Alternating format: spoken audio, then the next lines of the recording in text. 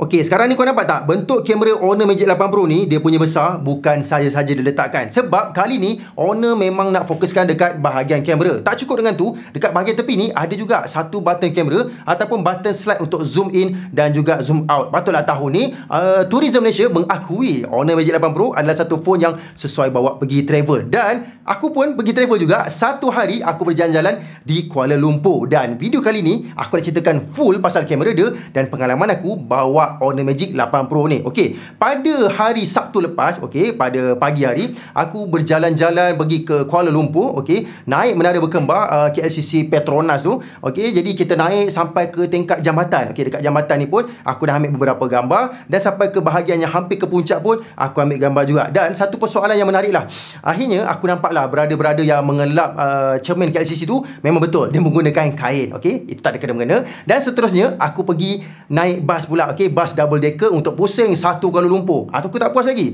Sebab dekat bahagian KLCC tadi aku dah cuba ultra wide sampai zoom habis. Tapi dekat sini aku nak cuba gambar straight pula. Dan jangan tak tahu, dekat gambar biasa pun Honor Magic 8 Pro ni ada bermacam-macam filter tau. Ada klasik, ada ini. Memang tak puas pakai lah. Bukan tak puas, aku sampai tak tahu nak pakai mana satu. Semua cantik. Tinggal kau nak letakkan apa cerita dekat situ sebenarnya. Okey.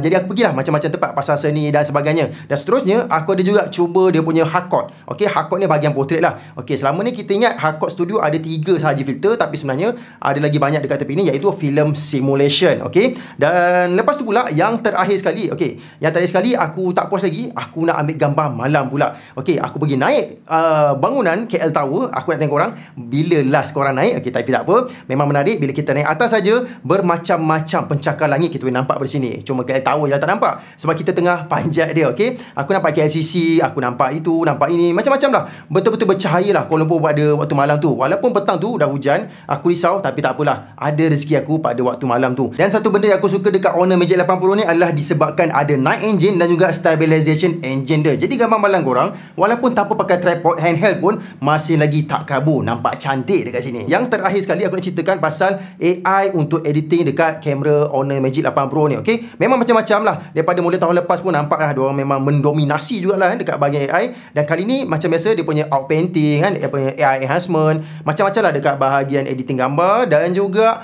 okey, ini satu benda paling baru lah yang aku nampak Honor letak, iaitu kau boleh ambil gambar contoh daripada mana-mana gambar yang kau jumpa. Okey, gambar daripada kawan kau ke, kau boleh ambil tone color tu, kau masukkan ke dalam tone hasil gambar yang kau nak sekarang pula. Nampak kan? Boleh katakan dia macam cuba tiru hasil gambar daripada orang lain. Tapi tak apalah, itu sajalah video aku untuk kali ni pasal kamera Honor Magic 8 Pro. Namun, apa pendapat korang? Boleh tak Honor Magic 8 Pro